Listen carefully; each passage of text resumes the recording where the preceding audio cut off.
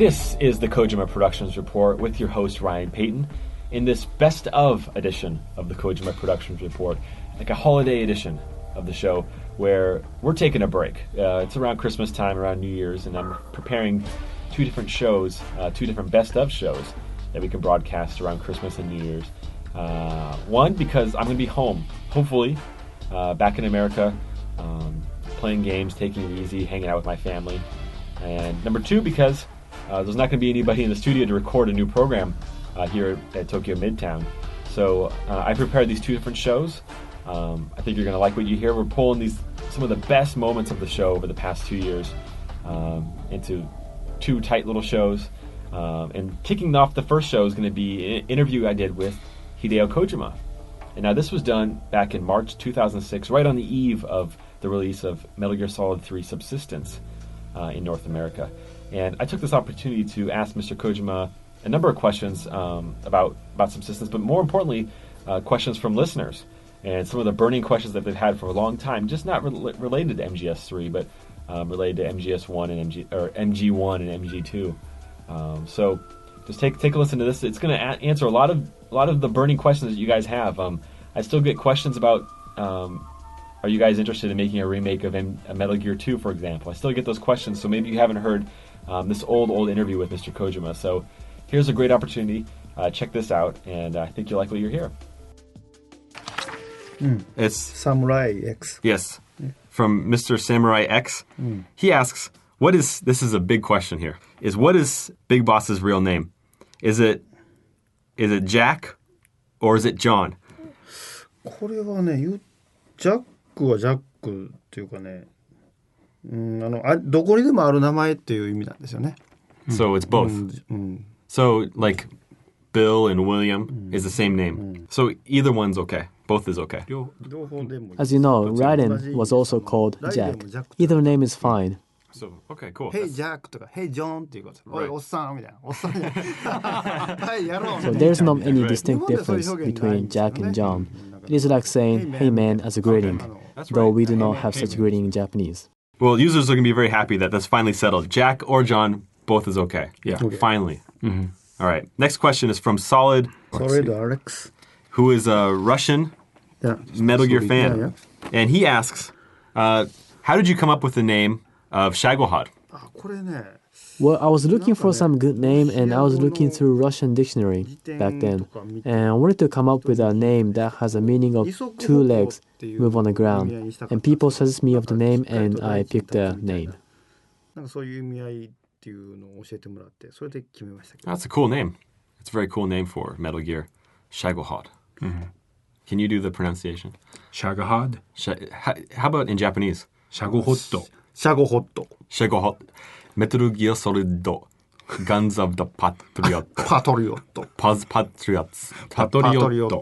I've almost got it. Shagohod. Shagohod. 英語付け教室みたいな。Metal Gear Solid. Metal Gear Solid. All right, next up is a question from MGS Fan. MGS Fan. In Japanese, it's MGS Fan. MGS Fan. MGS Fan.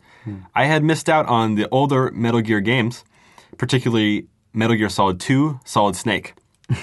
And he wants to know, have you ever thought about remaking the game in like an MGS style in 3D system? I get many of the requests. However, that will require quite a lot of manpower and time. And if I start working on it, I can no longer work on MGS4 and other new stuff. So sorry, but I must say no for now.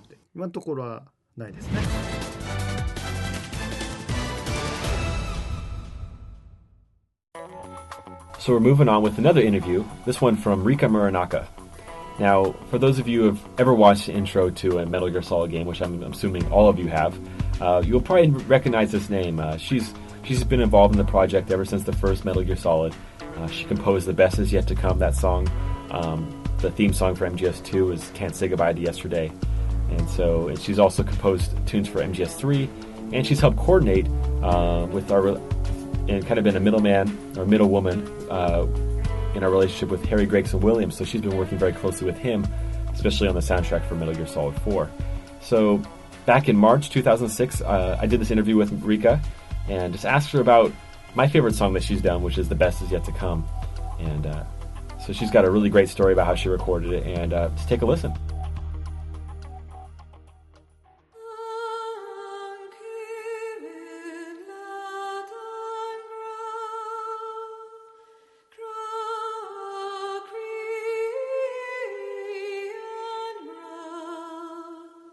Why did you choose Gaelic as a language for The Best Is Yet to Come? Well, the French is kind of common. Spanish is very common. And Portuguese is kind of common, too. So I said, but really, at that time, this is before Titanic. Before Titanic just hit the market. So I'm always ahead of people. Right, of course. You were 10 years before American Idol. Right. That's right. So, and I just came up with the idea of Gaelic, and nobody knew that language. And I was just fell in love with the Irish music, the traditional one. Now the Anya is really, really big, but before that, nobody knew, that kind of music ever exists. So I presented to Mr. Kojima and Mr. Morocco-san about, I had a bunch of CDs, this is Gaelic music, and, and they just loved it. So, like you mentioned, nobody was doing Gaelic music. No. But... So I think it leads into the question, how do you find somebody who can sing really well in Gaelic? Wow, I went to I Ireland. want to know. Yeah, you went to Ireland. Yeah, I figured that's the best place to find a singer, right? So you just go to Ireland and then you put some posters on the wall? No. Since I was, I have a really, really good network. I'm really, really thankful because I started out as a jazz pianist, and I had a fortunate to produce records on my own, and I'm connected with all the international department A&R and the people. So if I want to make something, I could make a phone call and say, hey, do you know anybody in the island? So my A&R director was actually going back and forth in Ireland, and he was producing one of the, not the Irish singer, but he was producing Mary Black at that time, and he was going back and forth to London and Ireland. So he just had a connection. He knew somebody there. He knew his friends and friends, so he connected me with another friend. And then I got introduced to the engineer who was the engineer for Riverdance, the original Riverdance. And he was working at that time, Riverdance mixing, and he was doing Metallica? Yeah, he was like an engineer for that. No kidding. Wait, so he was doing Riverdance and Metallica? Yeah. And, well, this is really small. The island is really small. So probably, the city of smaller than Minatuko, I think. It's really small, There's nothing there. It's just so remote. I mean, you go there and all you see is just the green grass, nothing there, And so that's where you found the singer? Well, I found the singer before I went there, and there's a choices that I had, and she was already an artist. Her name is Aoife, and she was come from one of those one part of the island is they all speak Gaelic, they're traditional. They're 6 hours away from Dublin. That's where the Anya come from, and the Clonada. And she was produced by one of the Clonada sisters, a Clonada. And so she was already a well-known singer at that time. So I contacted her and asked her if she could come. And she drove 6 hours. No kidding. To record the music. And this is unbelievable. Everybody came, and we had close to 20 people in the studio singing choirs and everything. Sounds really cool. Yeah, it was really interesting. And it must be interesting to, when you're recording this theme and you're explaining it to people that you're recording this for a game. Oh, they had no idea. I mean, I have no idea what game, because this is Ireland. You're talking about this there's nothing there. There's no 7-Eleven. You know what I mean? You think about it. Right. And everything's shut down. There's it's nothing there, And the studio is just the worst than any amateur studio I ever went to. I walked in, I was like, oh my God, I have to record here. There's no SSL, there's nothing there, It's just ridiculous. It's no soundproof. I hear, chicken, I hear cows, I hear everything. You hear cars? No, there's no cars, except we were in a farm. Oh, okay. And this guy decided to, make the studio in the farm. So you hear everything. The chickens and the cows, too. Yeah. So I had to wait. Sometimes the chicken gets really loud, and You have to wait. I had to wait for the animals to be quiet, No to go kidding. to sleep. What? It's their time. That's unbelievable. Yeah, so imagine that, I had to sit and wait. Then what happened was I ended up writing music, and there's a MIDI file at that time, 11 years ago when I wrote, not even that, like 10 years ago maybe. So I did everything in demo, and I sent the file to engineer. So he had my MIDI file then. So he had all those MIDI files, and this was even digital performer. It's just like one of those performer. So I had all my file there. So when I got there, we started to program everything. And then I started to swap with a real musician, live instruments. And people, they can't come at one time at the same time. Everybody had to come 6 hours. Everybody drove 6 hours, 8 hours. These are traditional, musicians. Right. They don't live in Dublin, like a city like New York. Dublin is like big city for them. So they all live in the countryside. Right. So every musician who plays like a traditional instrument had to, drive like 6 hours, 8 hours to get there. It was really incredible. So first of all, they couldn't understand that I'm the one is actually writing music. Right. And because they're not really used to see the traditional Gaelic music is just like standard, like a traditional music. So they're not really used to singing. First of all, she's not a studio musician because she's so used to singing the traditional music. That's what they do. They just sing standards, that they have for like thousands of years, and pass on for whatever. So there's no music. The people just pass on through years or whatever, So that's what she ever sang. So she have no concept to read music or even to, perform original music. So this was her first gig, actually, to really, really sing different types of music. That's really cool. Yeah. So, and I wrote everything in English. So when I got there, the first day when I got there, and I realized my English was too long. I had a translator translate from English to Gaelic. And so at that, when I first went there, first day I got together with a translator. She started translating. Then she said, well, this is too long. We had to cut it, So then I found out her key was totally different than the key that I wrote. So there's no music store except I went to the music store. They sell like recorders and like bouzouki and like a traditional type of music, instruments. So I picked up the recorder. Luckily, I could play the recorder. So I went back to the hotel and I started transposing every note. And I started rewriting everything. With the recorder. Then I started I need to change everything. Now that I maybe I need more like a different section, so I started rewriting the music again. And it's in a hotel with the recorder. Does Mr. Kojima know this story? I don't know if This is a great story. I don't know if I ever told him. And you always bring the fruit. No. I ended up buying it. You just bought it at some kind of store. I bought it, recorder. And I bought the little, like a drums. Right. And I ended up using that.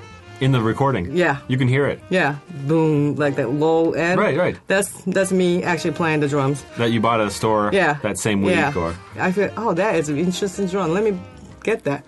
And I brought that in recording and saying, you know what, I can use that. Then I start, recording. Then I put that in sample. Then I use that every section. That's so cool. Yeah. Really? So you have that ethnic feel. Definitely. Yeah.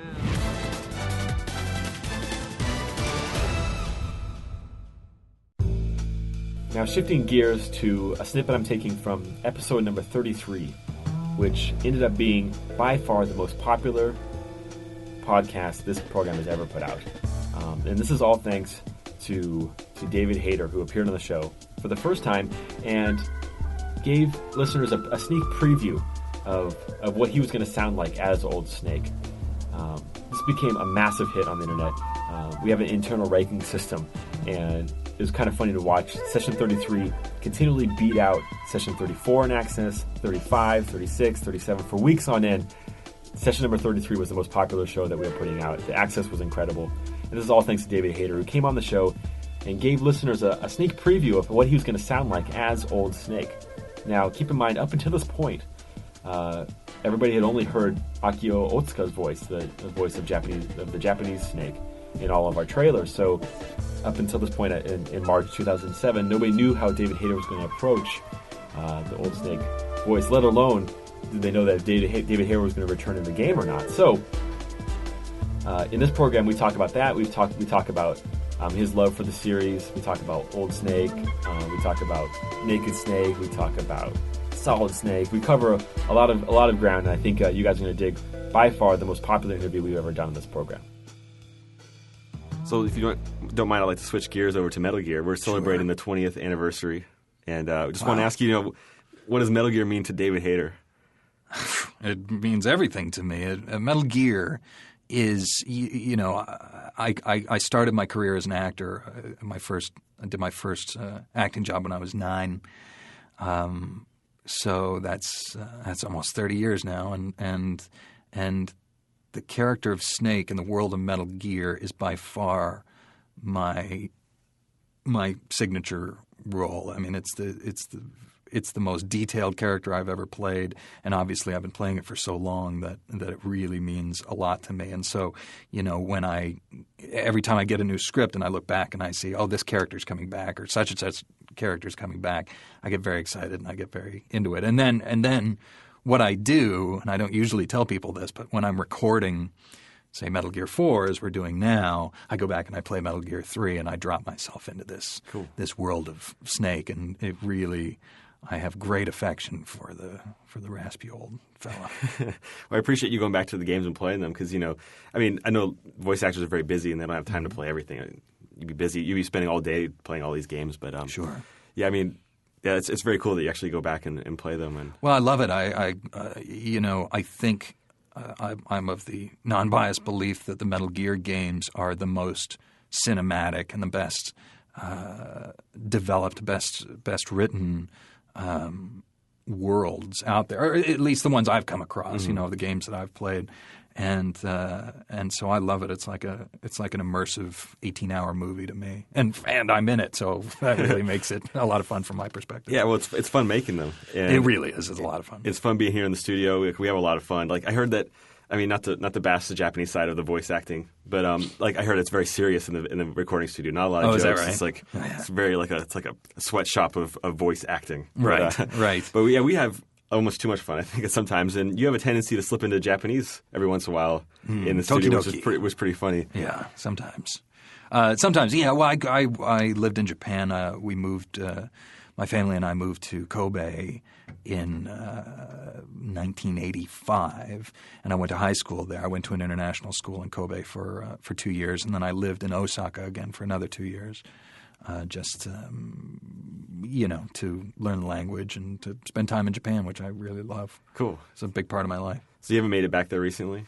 No, I haven't been back. When Kobe had the big earthquake, because I speak a little Japanese, I was this close to going back and sort of leading a group of sort of rescue people from Osaka to Kobe because the trains were all down, right. The highways were down.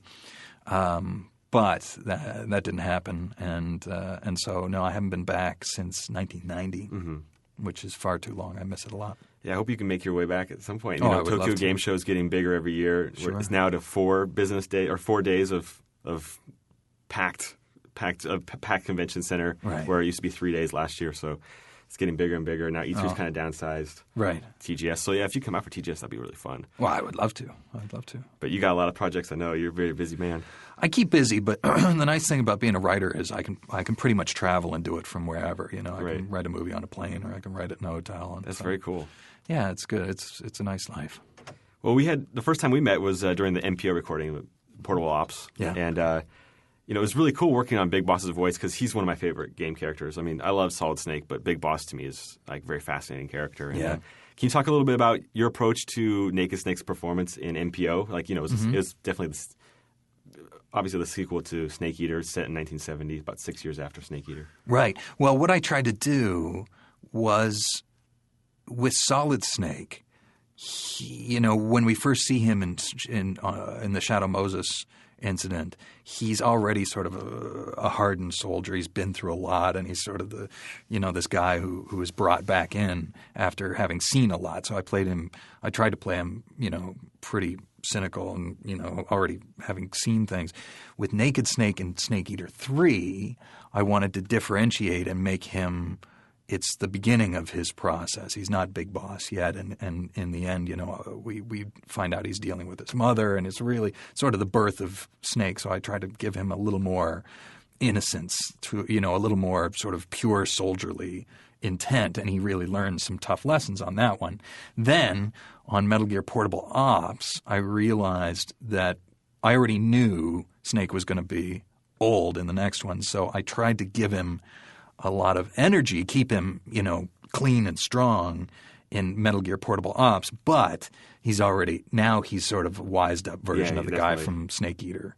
He definitely got screwed over at the end of Operation Snake Eater. Yeah, well, he loses his eye, his mom breaks his arm, he has to kill his own mother, that's a lot to go through. And so for Metal Gear Portable Ops, I tried to, that's really the one where he's big boss. Yeah, I'm definitely, I was definitely pleased with your performance. I was so happy coming back from that recording session, and because the game's on PlayStation Portable. It's still a very popular machine, but I just wish everybody had a chance to play it and experience it. Well, I love it's so beautifully designed, and I love the artwork that it's set to. It was really sort of minimalist in a way, and really had a lot of impact. I thought it was really cool, and to go from those cutscenes to the polished gameplay was really a neat thing. It's a great game. Yeah, it was the first time we actually put your voices not on 3D models and not 3D characters, but actually just 2D art. And right. We were very curious about how this is going to turn out. It was the first time we did it, and I think I'm pretty happy with it. It really was a great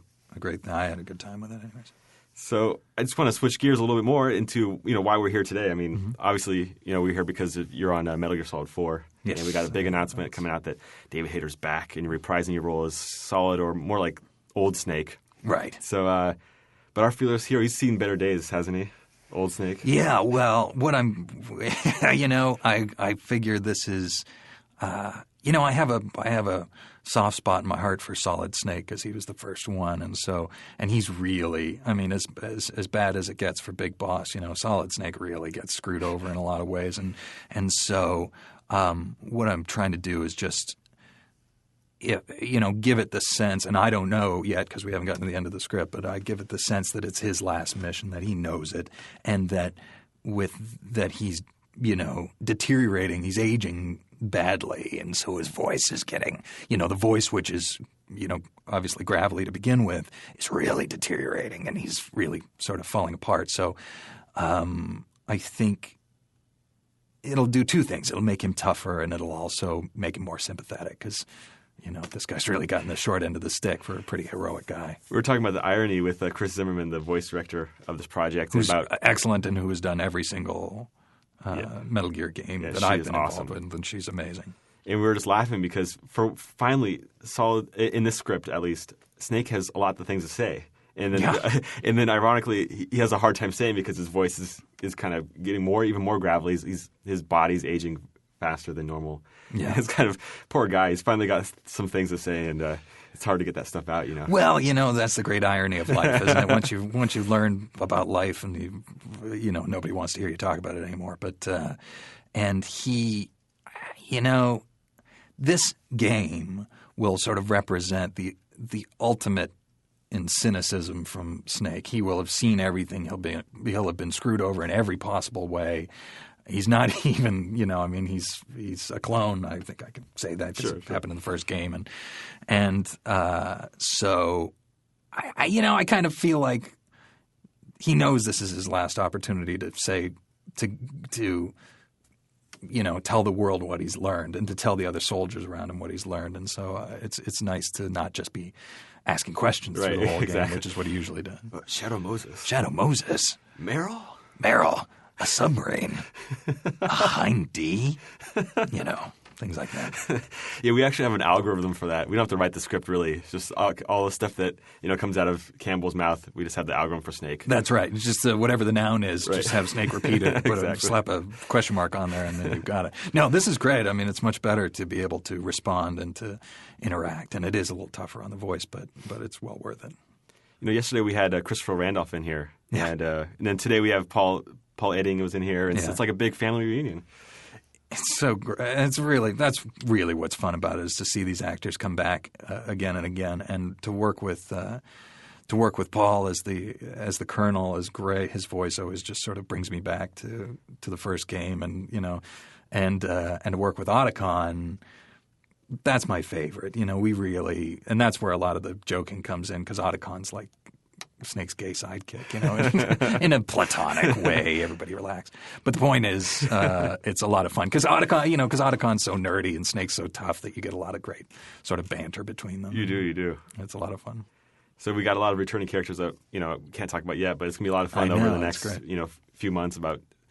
It's like me, like a big family reunion. But for me, it's special because I've heard these voices over and over and over again, but I've never actually met these people. So hearing Paul coming down the hallway just this morning, and I can hear Campbell. I haven't seen his face yet, and I haven't put two and two together yet. It's a very strange experience, at least for me. It is. It's bizarre. It's cool.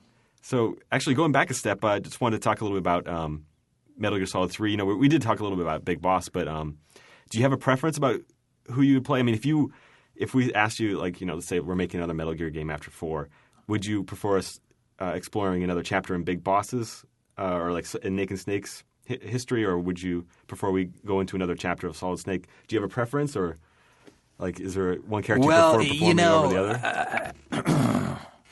Yeah, I think. Well, first of all, I would like to see more of Big Boss's story. I mean, that's that. I love the retro aspect of going back in time after seeing all this futuristic stuff, and his is sort of the iconic story that I feel like we haven't seen the whole arc of. But it occurs to me now that what would be most interesting is to have I don't even know if it's possible story-wise, but have Naked Snake hook up with Solid Snake, and have one point where they interact somehow, maybe not even face-to-face, but just where their careers sort of brush together. And I don't even know if that's possible. Well, so in other words, have both. You can get. Yeah, well, because that's the connection, isn't it? I mean, it'd be great to perform, and that's sort of the connection between. Oh, you know what it should be? Here's what it should be. All right, now let's hear it. I'm not Hideo Kojima. I don't have any say over these things. But I think the next game should be like Godfather 2, where you see the son, Solid Snake, dealing with things in his future, in our future, as the father, Naked Snake, is dealing with, or Big Boss is dealing with things in the past, and then parallel the two. And maybe even put a time travel thing in where they come face to face at one point. And that's pretty sweet. I think that'd be cool. That would be cool. You may have to keep this classified because it's too good an idea. Yeah, I think so. Well, just kind of want to wrap it up a little bit. I mean, a lot of fans are anticipating your return. Oh, I appreciate that. So am I. And do you have anything to say to fans? Who's? I mean, a lot of people have been waiting for Metal Gear Solid 4 for a long time. Yeah, sure.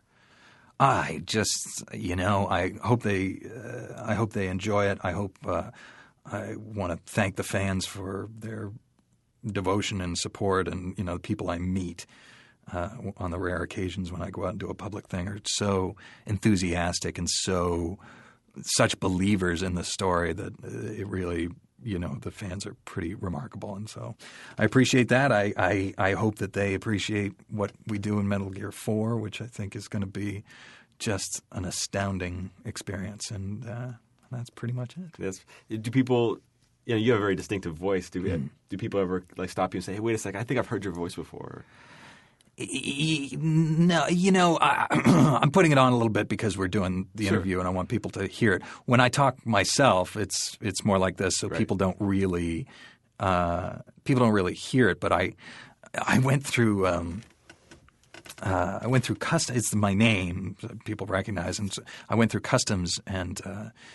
I was in Toronto, and the American customs agent was this big, burly, sort of cranky-looking fella. And I walked up, and he said, "What was the purpose of your business? What was the purpose of your visit?" And I said, "Business." And he said, "What do you do?" And I said, "I'm a screenwriter. It's my primary job." And he said, and he sort of looked up from my passport and said, "You don't do voices for video games, do you?"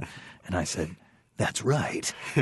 And this guy flipped out. He had to be 45 and maybe 225 pounds. And he just said, "Oh, my God, I can't believe I'm such a geek for these things." And he got up and he reached across the thing and shook my hand and said, "Best video games I ever played." Cool. And it was awesome. That's sweet. It was really fun. So I get that on occasion, which is nice. That's fun, yeah.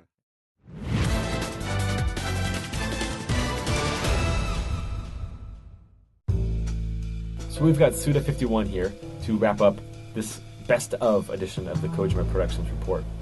Now, Suda-san was kind enough to let me interview him way back in March 2006, where I took the opportunity to talk to him about the critical response to Killer 7, which was one of my favorite games of last gen, and to also talk about this project that he's been discussing with Mr. Kojima, codenamed Project S, and also he kind of hints at a Wii title that he's been working on, which ended up being No More Heroes, which was just released in Japan by Marvelous Interactive, to really good review scores, really good first impressions by gamers, and it's coming out in North America in February by Ubisoft, and it's a really big accomplishment, I think, for Suda-san, for his studio at Grasshopper, and for the Wii as a whole, because it's not a mini game collection, it's not a port, it's an original IP that's on Wii that takes advantage of the unique controls of the Wii, and I think you guys are going to dig it, especially the voiceovers and the cinematics, which were directed by our friend Chris Zimmerman. So, without further ado, let's wrap up the show with the interview with Suda-san. He's a great guy. He's got a great sense of humor. Check it out.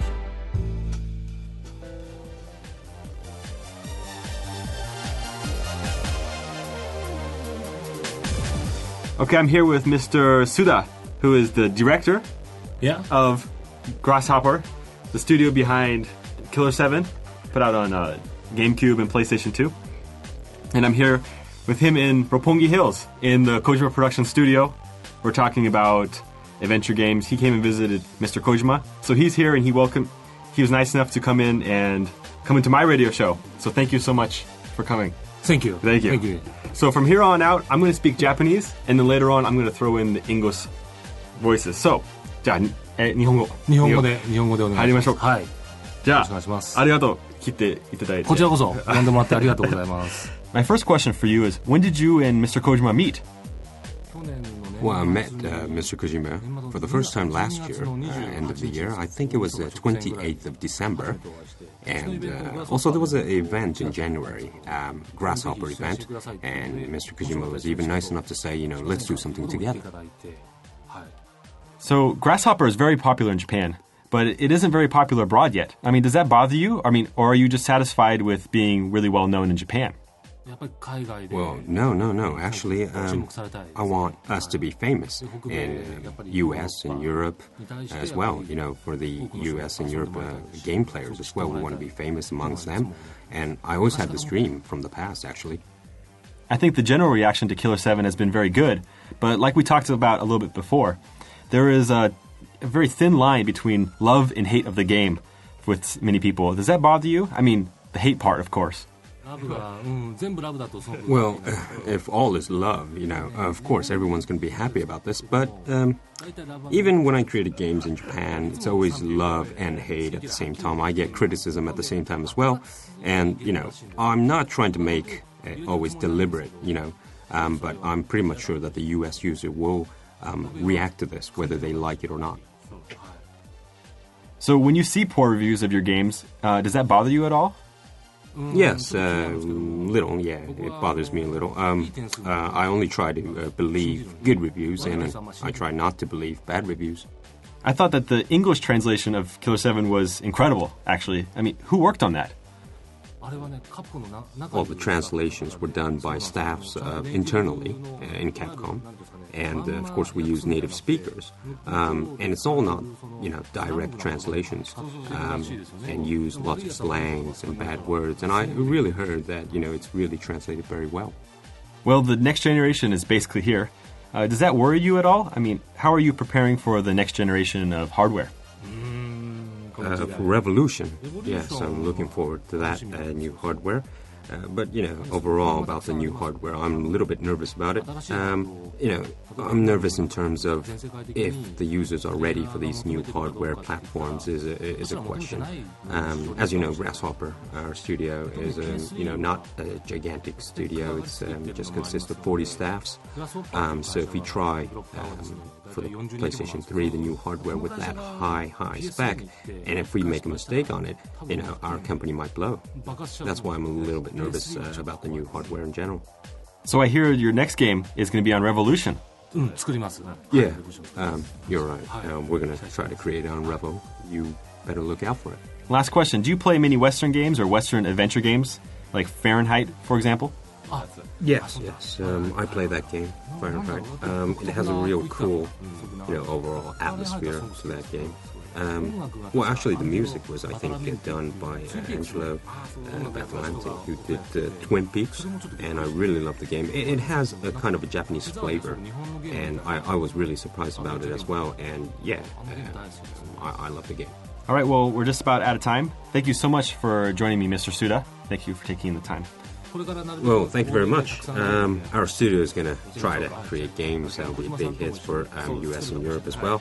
And maybe there might be a chance where we team up with Mr. Kojima as well. ありがとうございます。Thank you so much. こちらこそぜひまた呼んでください。ありがとうございます。はい。Okay. Thank you very much. どうもありがとう。すみません。Thank you.